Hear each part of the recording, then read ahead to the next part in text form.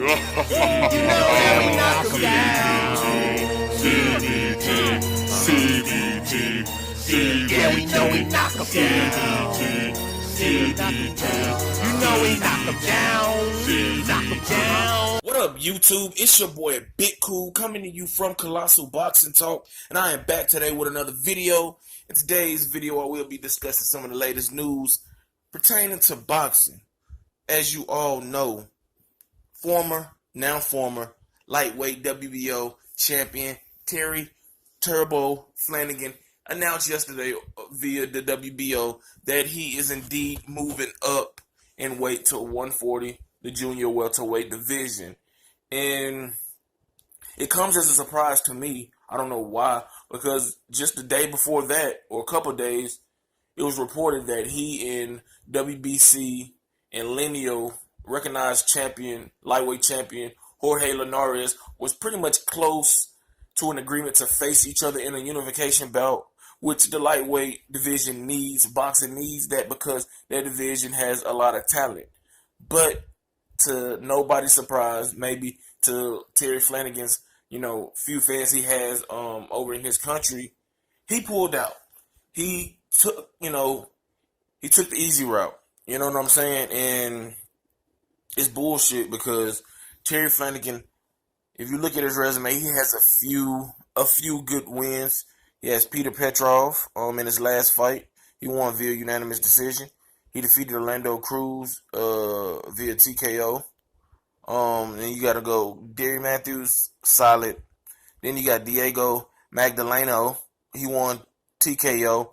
And then you have to go way back 4 years ago to see the most notable and most popular name on his resume, and that is former champion, the Galaxy Warrior, Nate Campbell, which he defeated him back in April of 2013. Flanagan was also supposed to face Felix Verdejo, an up-and-coming prospect from Puerto Rico, now contender, however you want to label him, before he got a phantom injury. And me and my boy from the movement and the prodigy of boxing talk 2K discussed this on a show we did a few months ago. And we was just talking shit about him then, and I'm going to talk shit about him now because obviously Terry Flanagan did a lot of shit talking, but not a lot of fighting upper echelon competition. Yeah, he made 5 defenses of his WBO title. Props to that, but he didn't face anybody really. He didn't face a Robert Easter. He didn't face a Mikey Garcia. He didn't face Jorge Linares. He didn't face even a Luke Campbell who gave Jorge Linares a fucking run for his money. He didn't face the guy, I can't think of his name off the top, that Robert Easter just went, back and forth with, got a questionable, win. You know what I'm saying? He didn't face any of these guys. And all of a sudden you just want to fucking leave a division where you got unfinished business in and go to another one. But I'm not surprised. As you all know, or whatever, Terrence Crawford is still, I guess, until further notice, is recognized as the 140-pound WBO champion. He unified the whole division, so he claims all those belts. I don't know if he made his move to 147 official, but it's pretty much official, even if he hasn't came out and said it. And that's the reason why Flanagan is moving up. Maybe he couldn't make weight, but he's 28 years old. You know what I'm saying? So I feel he should still be able to make weight.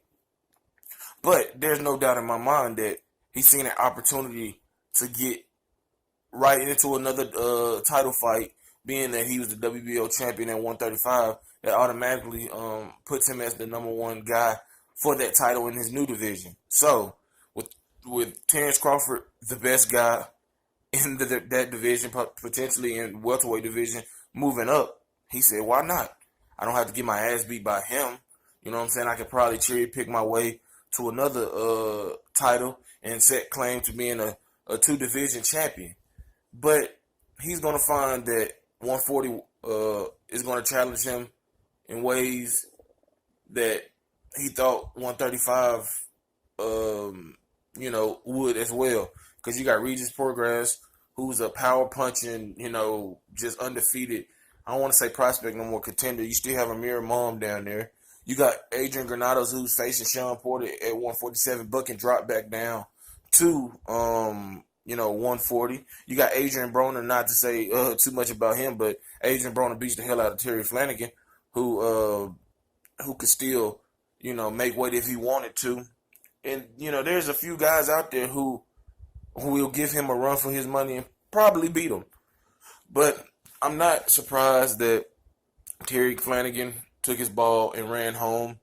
He didn't want to face Mikey Garcia, Jorge Linares, Robert Easter Jr., any of these guys, Luke Campbell, anybody in that top 10 he didn't want to face. Hell, he didn't even want to face Felix Verdejo, who at this point is at a crossroads with himself on whether he wants to actually be, a legit contender, potential champion like his skill set allows him to, or he wants to party and throw away all those God-given abilities he's been blessed with.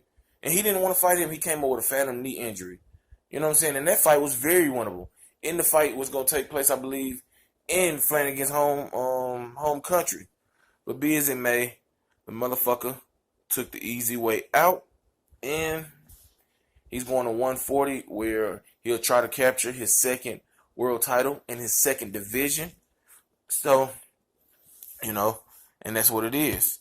Up next, we have Mikey Garcia, who will not be returning in 2017, excuse me. There was some talk about him potentially facing Robert Easter Jr. in a very, very, very intriguing fight. But that is no longer happening. You know what I'm saying? They're going to push his return back to 2017. He's had a big year. He defeated Adrian Broner easily. He knocked out Zeltic. I can't pronounce his name. I don't want to fuck up his name. But he knocked him out to win that WBC or the WBA or WBO, one of the titles. For all of us looking forward to the return of former 3-division champion Mikey Garcia, we'll have to wait a few more months as his ring return is being eyed for January 27th. Mikey Garcia has been in the news lately because he was in talks with Golden Boy Promotions to potentially move up to welterweight to face future Hall of Famer Miguel Cotto in his farewell bout. But Mikey Garcia rejected the offer because he didn't want to bind himself to a multi-fight deal with Golden Boy. And you can understand that. He want to be a free agent, although Al Heyman is his manager or advisor, excuse me. He simply doesn't want to be tied down to another promotional company because, as you all can remember, he did have to sit out 2+ years dealing with Bob Arum, Top Rank. And I know he didn't want to go down that road again. So props to Mikey Garcia for, although he wanted to face Miguel Cotto, and enrich his resume and his legacy, he said, you know what, I still have plenty of opportunities to do that with my resume at 135, at 140, and some of the younger, more fresher guys at 147. He was also, reports were that he was in talks, him and Robert Easter Jr., to face each other in what would have been a unification bout, in which a lot of fans would be excited about that fight, myself included, although I would favor Mikey Garcia for reasons being that he's, the more experienced, seasoned fighter, more controlled fighter, more disciplined fighter. That fight has the potential to be 50-50 because of the height, the reach, the skill level of Robert Easter Jr., who is the IBF lightweight champion. But that fight will not happen, at least not this year. That fight could be the one to be, played out January 27th. It remains to be seen.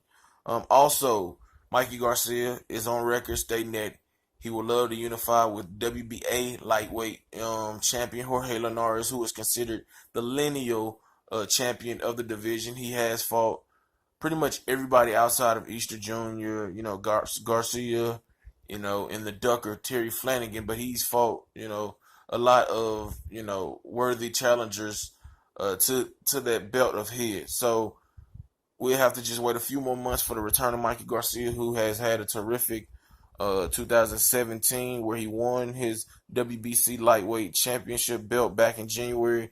defeating, I don't want to fuck up his name because I know I will. I'm gonna try to fucking get the fucking name, because excuse my language for cussing, but I'm gonna try to get the name. Yeah, Dejan Zalaktin or whatever. Excuse me. He took his WBC title back in January. Then he easily dominated former 4 division champion Adrian the Problem Broner this past July on Showtime, making that fight look easy. So it remains to be seen his next move, but I'm pretty sure he'll be in there with somebody that'll get us fight fans excited about. Like I said, Mikey Garcia is a terrific fighter, and one of my favorite fighters. He can pretty much do it all in there. He can box, he can punch. He's a very good counter puncher, and he's everything you want in a fighter. He's willing to face the best.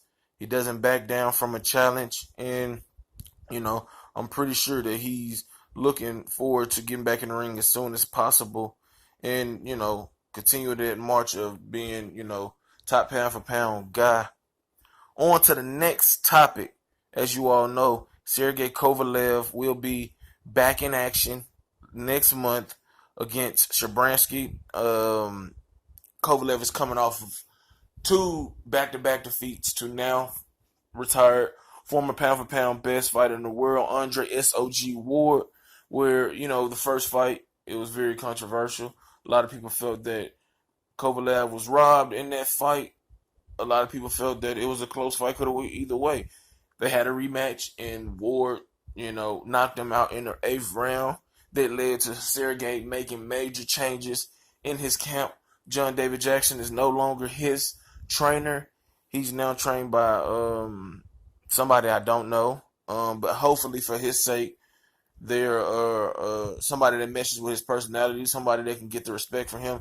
Because Sergey has said it numerous times. He ran his training camps when he was under the tutelage of John David Jackson. John David Jackson simply was there to hold the mitts and give him Ward in between rounds. Kovalev said that John David Jackson didn't offer him any in-fight, strategy and game plans to try to help maneuver him through fights when it got tough. And then he was just there for the mitts and to hand him water. And John David Jackson retorted it and said that, Sergey is an asshole, which we all know. He's stubborn. He doesn't listen. And, it just was doomed to fail, especially after, the Andre Ward fight, where a lot of people turned eyes towards John David Jackson and why Sergey wasn't able to make the proper adjustments going down the stretch or run of that first fight in the second half. So, now that that's all behind him, he will be facing Shabransky, November 25th in New York on HBO. And that fight is now for the vacant WBO world title, formerly held by Andre Ward. Before he held it, Kovalev held it because he was the unified, champion. He had 3 of the 4 major belts, the other one going to the Duck artist known as Adonis Chickenson Stevenson. But Shabransky is a good fighter. He's from the Ukraine. He's 19-1, 16 KOs. He's coming off of not coming off of a loss. He's won a few fights since being stopped by Sullivan Barrera. But, he can punch. He comes to fight. And we're going to see what Sergey Kovalev has left in the tank. With a new trainer, you would think will become more, the passion will be back, fresh start. He's removed now a few months from the second straight loss of his career. That's kind of pushed him down the pound for pound rankings. And he's kind of, trending towards an afterthought or, because, just 2 fights ago, he was top 5 pound for pound. Now he's not even in the top 10, top 15. And a lot of people are looking at him as he was just never that good anyway. He was a fake bully who got bullied when it was time to, back up all that talking leading up into his 2 biggest fights of his career against Andre Ward. So it'll be very interesting to see how Sergey Kovalev bounces back against Shabransky November 25th, live at the theater at Madison Square Garden in New York City on HBO. And it's a bigger fight now. You know, it was already an important fight for him, but now it's even more important, even more crucial that he wins, because if he wins the fight, he not only breaks his 2-fight losing streak, he also becomes the WBO light heavyweight champion, and he kind of could put his name back in there in the mix against some of these other guys. There's a lot of talent in the light heavyweight division, and he wants to remind everybody that he's still the top dog, or one of the top dogs in that division. And the only way to do that is to beat Shabransky November 25th. But if you like this video, give it a big thumbs up. Drop those comments in the comment section below. Let me know what you thought about this video. Remember to hit that subscribe button to Colossal Boxing Talk. Head over to Twitter. Follow us at Colossal CBT. Head over to Facebook. Smack that like button on the Colossal Boxing Talk Facebook page. Until next time, I'm out. Peace.